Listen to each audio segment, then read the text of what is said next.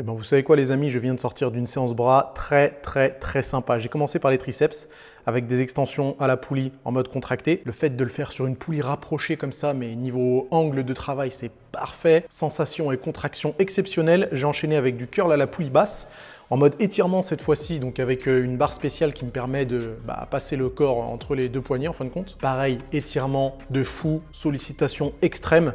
Donc ça fait un exo-contraction, un exo-étirement. J'ai enchaîné avec les triceps en étirement avec les coudes au-dessus de la tête. Simple et efficace. J'enchaîne avec un exo de contraction sur les biceps avec du Larry Scott à la machine Prime. Et évidemment, j'ai placé les poids de façon à ce que la tension soit au maximum à la fin du mouvement. Et puis j'ai terminé avec des dips à la machine pour les triceps. C'est mon exercice polyarticulaire de choix pour les triceps. Je ne fais pas de développé couché ou en tout cas, j'en fais très rarement du développé couché serré pour les triceps. Je préfère les dips. Et puis j'ai terminé avec des tractions supination. Pareil, super exercice polyarticulaire pour les biceps. Et quand même à la fin, un petit peu d'avant-bras avec du curl marteau. Cette séance du coup, c'est la 4e fois que je la répète et je vais la faire encore 2 fois avant de changer de programme. Pourquoi est-ce que je la garde 6 fois et pourquoi je ne change pas de programme à toutes les séances pour choquer un peu plus le muscle? Eh ben, c'est exactement ce que je vais vous expliquer aujourd'hui. Donc si ça vous intéresse, soyez attentifs. Moi, je vais me changer et je vous reprends après. Pendant ce temps, pensez à vous abonner et à activer les notifications et on en discute. Ok, peut-être que c'est votre cas, mais beaucoup de personnes se demandent si c'est nécessaire de changer de séance à chaque fois. En clair, de ne jamais faire 2 fois de suite le même entraînement. Ça déjà, je peux vous le dire, c'est une mauvaise idée. On ne change pas de séance à chaque entraînement. Le plus efficace et le plus logique, c'est d'avoir un programme d'entraînement établi et d'éviter d'aller à la salle en improvisant une séance à chaque fois que vous y mettez les pieds. Et ça, c'est valable que vous soyez débutant ou plus expérimenté. Après tout, moi-même, après 13 ans de musculation, je ne vais pas à la salle en improvisant une séance et en la changeant la semaine d'après. Mais ça, a priori, vous le savez déjà, en tout cas, j'espère. Par contre, la question que vous vous posez sûrement, c'est au bout de combien de temps faut-il changer de séance ou de programme d'entraînement? Est-ce qu'il est nécessaire de varier assez souvent pour choquer le muscle? Une expression déjà que vous ne devriez plus jamais utiliser en musculation, ou est-ce qu'au contraire, vous pouvez garder le même programme pendant plusieurs mois ou même plusieurs années? Pour répondre à cette question, il faut déjà rappeler ce qui nous fait progresser. Nos fibres musculaires vont se développer lorsqu'elles sont soumises à une tension suffisante et un volume d'entraînement suffisant. C'est un peu simplifié, mais ça se passe exactement de cette façon.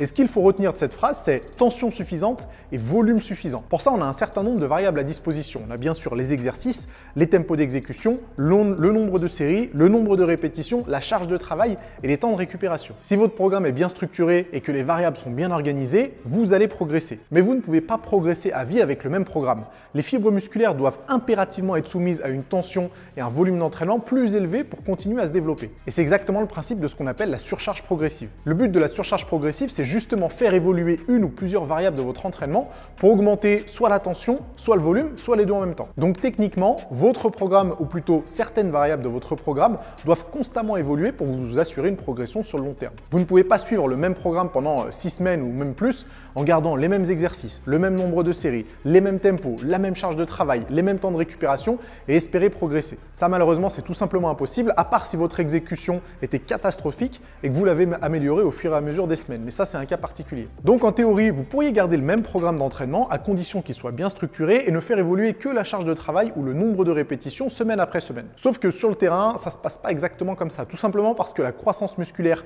n'est pas un phénomène linéaire, mais plutôt cyclique. Vous ne pouvez pas améliorer vos perfs séance après séance, à part en dégradant votre exécution. C'est ce qu'on voit malheureusement tout le temps en salle de sport. La seule solution pour avoir une programmation d'entraînement efficace et cohérente, c'est plutôt de faire évoluer toutes les variables au fur et à mesure des séances. Et pour vous donner un exemple plus précis, laissez-moi chercher mon tableau blanc.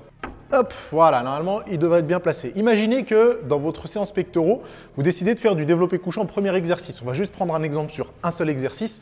Ça suffira largement à ce que vous compreniez comment faire évoluer votre programmation d'entraînement. Et ici, on a l'évolution du développé couché sur 6 séances. Voilà pourquoi je l'ai écrit 6 fois de suite. Votre première séance, vous avez fait du développé couché avec un tempo 2-0-x0, ça veut dire 2 secondes sur l'excentrique et puis une concentrique dynamique. 3 séries de 8 répétitions à 60 kg avec 2 minutes de récupération. Une évolution cohérente consistera à faire la chose suivante. Vous ne changez pas d'exercice, vous gardez le développé couché, mais vous allez faire évoluer 2 choses. La première, c'est le tempo d'exécution. En faisant ça, vous aurez un temps sous tension plus élevé qui plus est dans la position basse, parce que le petit 1 là, ça veut dire que vous allez faire une pause juste au-dessus de la poitrine. Mais pour être sûr de compléter les 3 séries de 8 répétitions, vous allez descendre très légèrement la charge de travail à 55 kg. La troisième séance, on garde le développé couché, on garde le même tempo, on garde le même nombre de séries et de répétitions et la même charge de travail, mais on va faire évoluer la densité d'entraînement en réduisant le temps de récupération. récupération. La quatrième séance, étant donné qu'on a gagné un petit peu de temps en réduisant les temps de récupération, on va pouvoir augmenter le volume d'entraînement en rajoutant une série sur la quatrième séance. À la cinquième séance, on va récupérer le tempo de base, donc 2-0, x0. Et si tout s'est bien passé, vous devriez être capable de faire 3 séries de 10 répétitions avec la charge de base et en récupérant les 2 minutes de récupération. Mais on peut aller encore un petit peu plus loin à la sixième séance en gardant bien sûr le même exercice, le même tempo, le même nombre de répétitions et le même nombre de séries, en augmentant la charge de travail et en conservant les mêmes temps de récupération. En 6 séances, vous vous retrouvez avec une augmentation de vos performances de presque 10% et forcément une prise de masse musculaire qui accompagne le tout. Bien sûr, c'est juste un exemple et ça peut mettre plus de temps, mais vous voyez un petit peu comment, sans changer d'exercice, on a pu faire évoluer un programme d'entraînement en jouant sur les variables à disposition. Et pour revenir à la séance bras que je vous ai montré au début de la vidéo, c'est exactement le principe que je suis.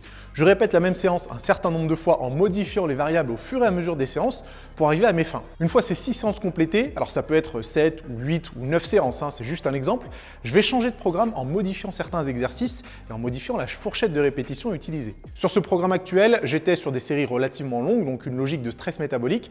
Le prochain programme sera sûrement constitué de séries plus courtes, donc dans une logique de stress mécanique. Sur ce programme actuel, j'ai commencé par de l'étirement pour les biceps et de la contraction pour les triceps. Je ferai sûrement l'inverse sur mon prochain programme. Et voilà comment j'arrive à couvrir tous les mécanismes de l'hypertrophie en variant mes séances de façon cohérente. Ce qu'il faut retenir, c'est les choses suivantes. On ne fait jamais une seule fois la même séance. La progression se trouve dans la répétition.